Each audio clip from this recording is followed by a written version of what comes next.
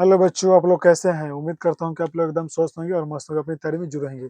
अब से आज से हम लोग का बोर्ड एग्जाम का हद से हद मोटा-मोटी मान के चलते हैं हम लोग 3 महीना हम लोग का एग्जाम का बचा हुआ है। लास्ट 3 महीना इस मही ये और 3 महीना मेहनत नहीं कर पाए हम लोग, तो हम लोग का रिजल्ट खराब हो जाएगा, कन्फर्म है कि खराब हो जाएगा। तो इसलिए हम लोग आज के सेशन में लेके आए क्या कि चैप्टर 3 जिसका नाम है क्या, दो चल रैखिक समीकरण। इस पर हम लोग आज वीडियो बनाएंगे। इस पर इस टॉपिक से रिलेटेड जो भी इंपॉर्टेंट क्वेश्चन है सो बता देंगे, जो कि बोर्ड एग्जाम में पूछते हैं और एक साल पूछता है और इस बार भी पूछेगा। तो सबसे पहले तो आप लोग बताइए कि आप लोग का तैयारी ठीक ठाक चल रहा है या नहीं चल रहा है। अगर ठीक ठाक तैयारी चल रहा है तो ठीक है, नहीं चल रहा है तो आप लोग कमेंट करके बताइए, उसका सोल्यूशन मेरे पास है जो बता देंगे, जो कि ठीक है। जो हम लोग अभी से नया जब से हम लोग क्रैश कोर्स स्टार्ट किया था, हम लोग ना एक यूट्यूब व्हाट्सएप चैनल बनाया हुआ है, उसमें जो भी इंपॉर्टेंट क्वेश्चन है उसका पीडीएफ नोट प्रोवाइड करवा दिया गया है। तो आप लोग हो सके तो व्हाट्सएप चैनल में जाकर ज्वाइन कर लीजिएगा, ठीक है। और लाइव क्लास के लिए बोल रहे हैं, आप लोगों को बहुत सा कमेंट आ रहा होगा कि लाइव क्लास नहीं होता है डेली डेली। देखिए बाबू, तो लाइव क्लास नहीं हो पाता है, उसका रीजन है कि क्योंकि हम लोग ना सोचते हैं कि बच्चों को अच्छा कंटेंट दे। अगर लाइव क्लास लेते तो उसका वीडियो क्वालिटी लो हो जाता है, यहाँ पे नेटवर्क इशू रहता है, तो वो अच्छा से नहीं जा पाता है। इसलिए हम लोग का लाइव क्लास नहीं ले पाते, तो रिकॉर्डिंग सोच रहे कि रिकॉर्डिंग करके ही डाल देते हैं, ठीक है। तो आप लोग का तैयारी अच्छा से चल रहा है तो ठीक है, अन्यथा नहीं चल रहा है तो आप लोग कमेंट करके बताइए कि मेरी तैयारी कितनी परसेंट है। आप लोगों को कमेंट करके बताना आप लोगों को कि आप लोग की तैयारी कितनी परसेंट है। आप मान लीजिए कि अभी से मान लो आज आप लोग का एग्जाम ले लिया जाए तो कितना परसेंट आ सकता है, ठीक है। तो चलिए हम लोग आज के वीडियो को स्टार्ट करते हैं। आज हम लोग देखेंगे क्या कि रैखिक बहुपद क्या है, दो चर वाले रैखिक समीकरण है, दो चर वाले रैखिक समीकरण। तो इसमें से कौन सा टॉपिक इंपॉर्टेंस है, कौन इंपॉर्टेंस नहीं है, और इसमें से कितना क्वेश्चन मन की मार्क्स और नंबर कितना पूछा जाता है, इसमें से कितना नंबर का पूछा जाए। तो देखिए बच्चों, इसमें से ना एक क्वेश्चन होता है 5 नंबर का, जिसको बोलते हैं ग्राफीय विधि। ग्राफीय विधि 5 नंबर का रहता है, एक क्वेश्चन हर एक साल रहता है और इस बार भी रहेगा। और 2 नंबर का एक होता है जिसको बोलते हैं विलोपन विधि में से रहेगा, विलोपन, या इसको विलोपन क्या लुप्तीकरण भी बोलते हैं, लुप्तीकरण, लुप्तीकरण बोलते हैं, विलोपन विधि या लुप्तीकरण। या उसके बाद एक होता है प्रतिस्थापन विधि, प्रतिस्थापन, प्रतिस्थापन विधि। और तीसरा 1 नंबर हुआ, 2 नंबर हुआ, 3 नंबर होता है जिसका नाम है वज्र गुणन विधि, वज्र गुणन विधि। ये तीनों टॉपिक में से ये जो 3 गो लिखा है, विलोपन विधि या प्रतिस्थापन विधि या वज्र गुणन विधि, तीनों में से कोई एक विधि से रहेगा। 2 नंबर का क्वेश्चन हर एक साल पूछता है और इस बार ही पूछेगा।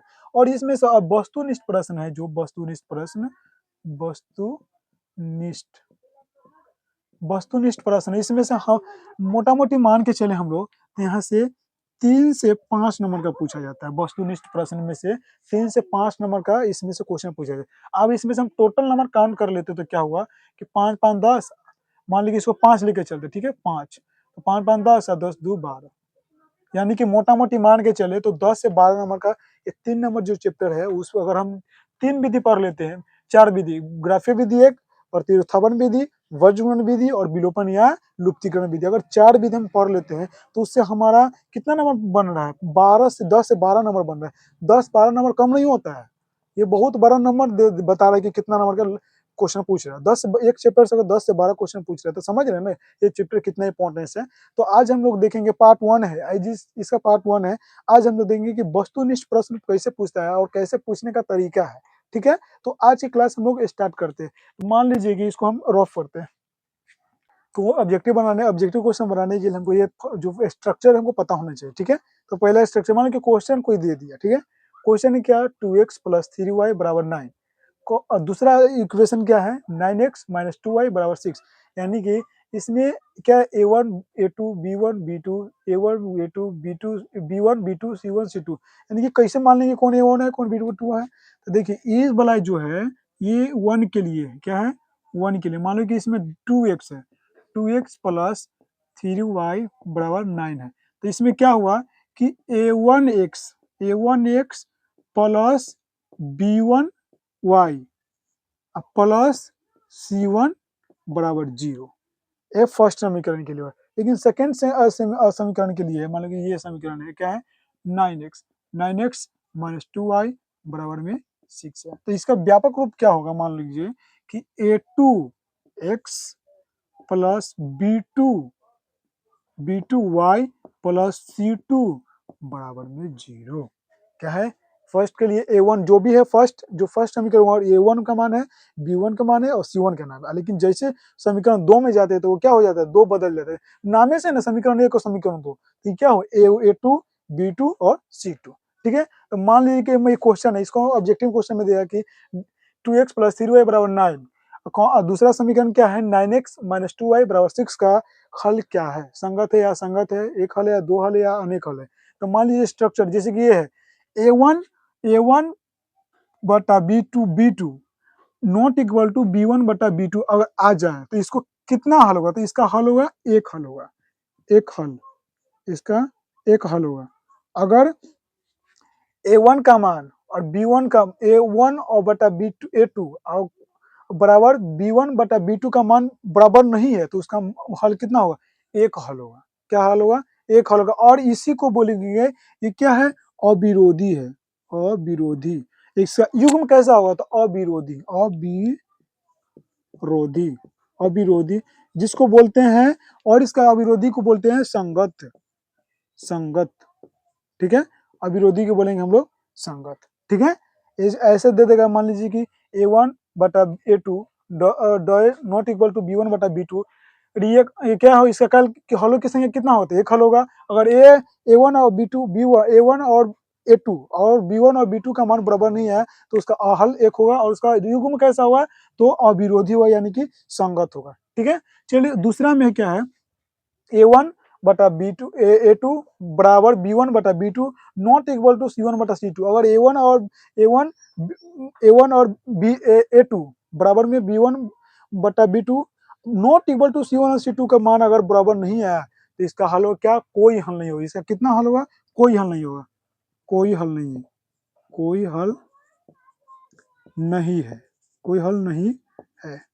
और इसका युग्म कैसा होगा, तो इसका युग्म होगा विरोधी, विरोधी, विरोधी। इसका हल कैसा होगा, विरोधी। और इसका नाम क्या बोलेंगे, इसका और नाम होगा असंगत, असंगत, असंगत।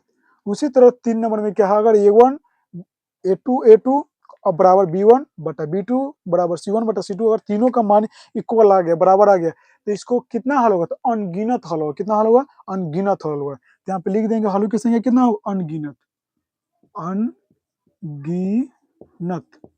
अनगिनत हल होगा। इसका कितना हल होगा, अनगिनत। और इसका युग्म कैसा होगा, तो आश्रित होगा, आश्रित, आश्रित।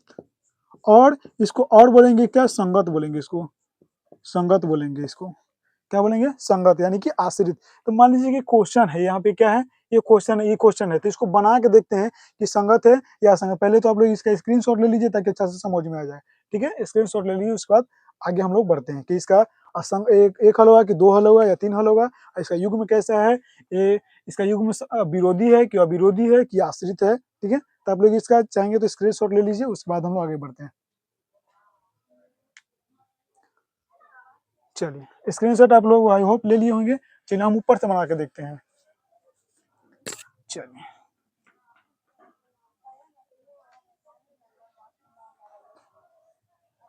चलिए क्वेश्चन क्या था, 2x प्लस 3y बराबर में 9, और क्या है 9x माइनस 2y बराबर 6। इसका हल निकालना है कि क्या हल। तो मान लीजिए कि इस पर देखते हैं कि एक हल है कि नहीं है। तो एक हल के लिए चलेंगे तो A1 कितना है, 2, A1 कितना है, डायरेक्ट हम लिख देते हैं। ठीक है, A1 2, और A2 कितना है, यानी कि जस्ट नीचे वाला 9 नोट बराबर कितना है, B1 बटा B2, B1 बटा B2, B1 क्या है 3, अब B2 क्या है 2, -2 है। तो देखिए तो क्या इसके ये बराबर में है, न ही बराबर है, तो इसका हल कितना होगा, एक हल होगा, यानी कि इसके हलों की संख्या कितना हुआ, तो एक हल। और इसका युग्म कैसा है, संगत है कि असंगत है कि विरोधी है कि आश्रित है, क्या है इसका हल क्या है। तो ये देखिए तो ये बराबर नहीं है, यानी कि इसके बराबर नहीं है, तो इसका हल क्या होगा, इसका हल होगा क्या, अविरोधी। युग्म कैसा होगा, युग्म युग्म होगा इसका विरोधी, अविरोधी, अविरोधी, यानी कि इसमें एक्स और वाई का मान निकल जाएगा, यानी कि अविरोधी हुआ, यानी कि और इसको क्या बोलेंगे, संगत है। क्या हल है? संगत है। ऑप्शन देगा आप लोग को कि संगत है कि असंगत है। चलिए क्वेश्चन ही हम बना लेते हैं, मान लीजिए क्वेश्चन हम बना कर देख लेते हैं। चलिए पहले ये इस पर बनाए, इस पर बना कर देखते हैं कि इसका हल कैसा आ रहा है। ठीक है, मान लीजिए कि 3x प्लस 8y बराबर में 9। ठीक है, एक और क्वेश्चन है, सेम क्वेश्चन है, 6x प्लस 18y बराबर में 7। इसको देखते हैं कि इसका हल क्या है, एक हल है कि दो हल है और युग्म इसका युग्म कैसा है। तो मान लीजिए कि यहाँ पे हम लेते हैं a1 कितना है 3 बटा b1 a2 6 बराबर में b1 कितना है 8 b2 16 बराबर में c1 कितना है 9 c2 7। काट के देखते हैं, 2 आ गया, काटेंगे 2 आया, ये नहीं कट रहा, यानी कि 1/2 बराबर में है 1/2 बराबर में 9/7। देखिए ये दोनों तो ए वन और बी वन बराबर है, लेकिन सी वन बराबर बराबर नहीं आ रही, ये बराबर लेकिन ये बराबर नहीं है। अगर दो को बराबर ए वन और बी वन का मान बराबर है, लेकिन सी वन और बटा सी टू का मान बराबर नहीं है, तो क्या है, देखिए है ना, ए वन बटा ए बी टू बराबर बी वन बटा B two not equal to C one बटा सी टू। तो इसका हल क्या होगा, कोई हल नहीं होगा। इसका हल होगा क्या, इसका हल होगा कोई हल नहीं है, इसका कोई हल नहीं है, कोई हल नहीं है, कोई हल नहीं है। जिसका कोई हल नहीं है तो उसका युग्म कैसा होगा, तो विरोधी होगा। इसका युग्म कैसा होगा, विरोधी। विरोधी को और क्या बोलते हैं, असंगत।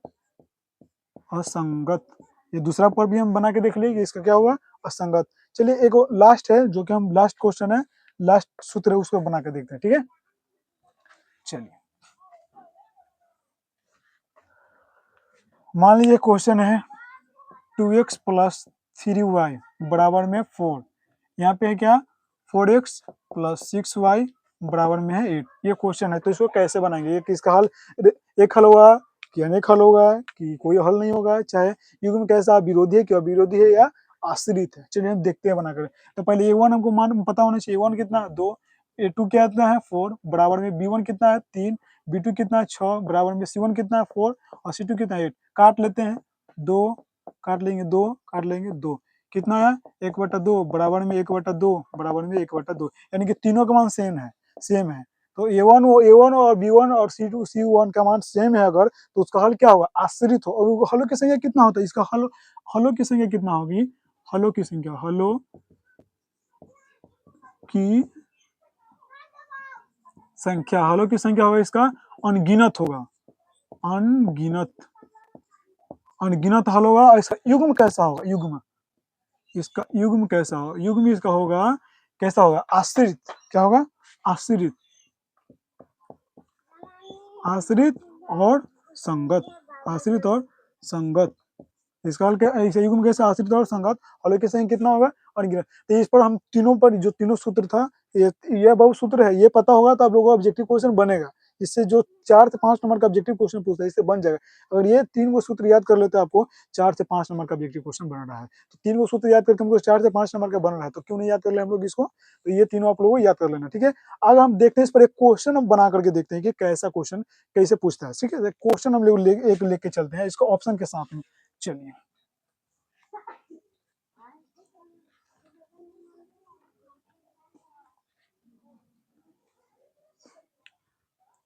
एक क्वेश्चन ले लेते हैं। यदि समीकरण समीकरण 2x प्लस 3y बराबर 9 और 5x प्लस 6y बराबर 7 है तो हलों की संख्या होगी, हलों की संख्या होगी, यानी कि इसका हल कितना होगा। ऑप्शन ए है एक हल, एक। ऑप्शन बी है कोई हल नहीं, कोई हल नहीं, कोई हल नहीं। ऑप्शन सी है आश्रित, आश्रित। ऑप्शन डी है कोई नहीं, कोई नहीं, इनमें से कोई नहीं। चलिए देखते हैं, तो आप लोग देखिए क्या है क्वेश्चन, पहले हम लोग देख लेते हैं क्वेश्चन क्या है। 2x प्लस 3y बराबर 9 और 5x प्लस 6y बराबर 7 है तो हलों की संख्या कितनी होगी, एक हल होगा कि दो हल, तो हमको पता होनी चाहिए। हम पहले a1 b1 और c1 c2 लिख लेते, ठीक है। a1 कितना है, a1 बटा 2, a2 कितना है 5 बराबर b1 कितना है 3 और b2 कितना है 6, c1 कितना है, c1 पहले इसी को मिला लेते, पहले ये दोनों बराबर होगा तब ना आगे बढ़ेंगे। दोनों पहले a1 और b1 का मान ही बराबर नहीं है तो आगे कैसे बढ़ेंगे, पहले ये देख लेते क्या ये दोनों आपस में बराबर है। देखिए तो ये और ये बराबर है नहीं, काट भी चलिए पहले काट लेते हैं, एक स्टेप बढ़ाते हैं। 2/5 बराबर में काटेंगे 2 है, यानी कि 1/2 है। ये बराबर नहीं ना है, तो बराबर नहीं, अगर बराबर नहीं है तो कितना हल होगा, एक हल होगा इसका, यानी कि ऑप्शन ए हम लोग का हल सही, एक हल होगा, ठीक है।